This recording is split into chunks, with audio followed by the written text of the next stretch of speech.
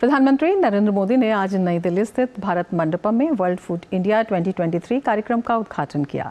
ये world food India का दूसरा संस्करण है। पीएम ने कहा कि खाद्य प्रसंस्करण उद्योग से जुड़ा ऐसा कोई क्षेत्र नहीं है जिसमें भारत ने अप्रत्याशित वृद्धि न दर्ज की हो। ये खाद्य क्षेत्र से जुड़ी हर कंपनी, हर स्टार्टअप के लिए स्वर्णिम अवसर है। प्रधानमंत्री नरेंद्र मोदी ने खाद्य कार्यक्रम वर्ल्ड फूड इंडिया 2023 के दूसरे संस्करण का उद्घाटन किया। उन्होंने इस मौके पर स्वयं सहायता समूहों को मजबूत करने के उद्देश्य से 1 लाख से अधिक एसएचजी सदस्यों को बीज पूंजी सहायता का वितरण किया।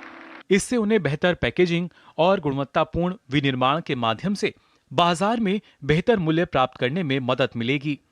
सरकार की तरफ से की जा रही इस मदद का सबसे ज्यादा फायदा महिलाओं को होगा, जिनमें खाद्य प्रसंस्करण उद्योग का नेतृत्व करने की स्वाभाविक क्षमता होती है। हम जो फूड वैरायटी देखते हैं, जो फूड डाइवर्सिटी देखते हैं, ये भारतीय महिलाओं की स्किल और नॉलेज का नतीजा है। अचार, पापड़, चीज, मुरब्बा जैसे कितने ही प्रोडक्ट्स के मार्केट को महिलाएं अपने घरों से चलाती रही है। भारत की महिलाओं में फूड प्रोसेसिंग इंडस्ट्री को लीड करने की स्वाभाविक क्षमता है। इसके लिए हर स्तर पर महिलाओं को कुटीर उद्योगों और सेल्फ हेल्प ग्रुप्स को प्रमोट किया जा रहा है।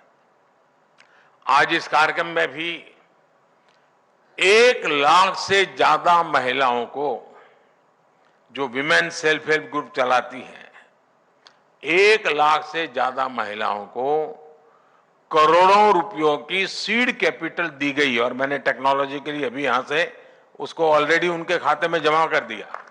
आज की बदलती हुई दुनिया में 21वीं सदी की सबसे प्रमुख चुनौतियों में से एक खाद्य सुरक्षा भी है। इस लिहाज से वर्ल्ड फूड इंडिया का ये आयोजन और भी अहम हो गया है। पीएम मोदी ने कहा कि स्वाद और तकनीक का ये फ्यूजन एक नए भविष्य को जन्म देगा। इससे एक नई अर्थव्यवस्था को गति मिलेगी। उन्होंने बताया कि पिछले 9 वर्षों में इस क्षेत्र ने एफडीआई में 50,000 करोड़ रुपए को आकर्षित किया है। यह भारत सरकार की उद्योग समर्थक और किसान समर्थक नीतियों का परिणाम है।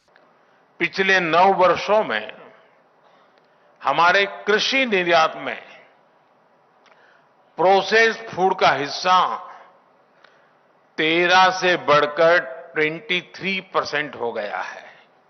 13 to 23। 9 सालों में प्रोसेस्ड फूड के एक्सपोर्ट में करीब करीब 150% की वृद्धि हुई है।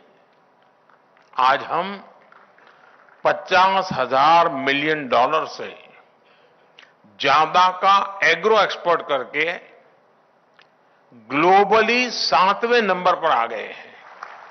फूड प्रोसेसिंग इंडस्ट्री से जुड़ा ऐसा कोई क्षेत्र नहीं है जिसमें भारत ने अप्रत्याशित वृद्धि न दर्ज की हो।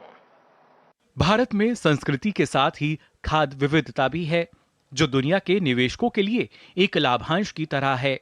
भारतीयों का खान-पान पूरी तरह से प्रकृति के नियमों पर आधारित है, जो इसे अन्य देशों के मुकाबले विशिष्ट बनाता है।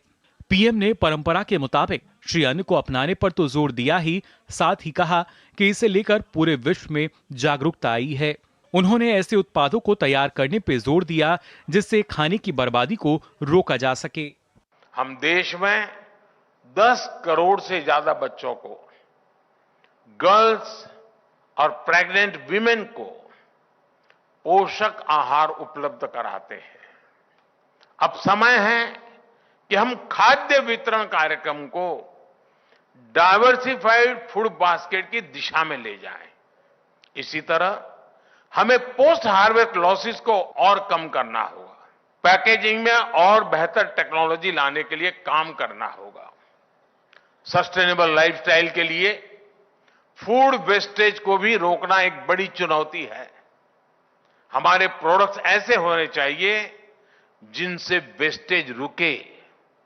3 से 5 नवंबर तक आयोजित वर्ल्ड फूड इंडिया 2023 कार्यक्रम का उद्देश्य भारत को दुनिया की खाद्य टोकरी के रूप में प्रदर्शित करना और इस साल को अंतर्राष्ट्रीय मोटा अनाज वर्ष के रूप में मनाना भी है।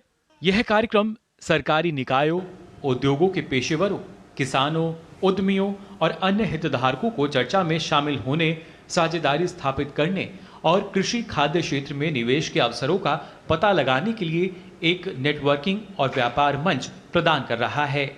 इसमें 80 से अधिक देशों के 1200 से अधिक विदेशी खरीदार शामिल हुए हैं। इसके साथ ही इसमें एक रिवर्स बायर सेलर मीट की भी सुविधा रखी गई है। ब्यूरो इनपुट के साथ शैलेंद्र मिश्र की report, DD news. Mid day prime में फिलहाल लेंगे एक ब्रेक। आप देखते रहिए डीडी न्यूज।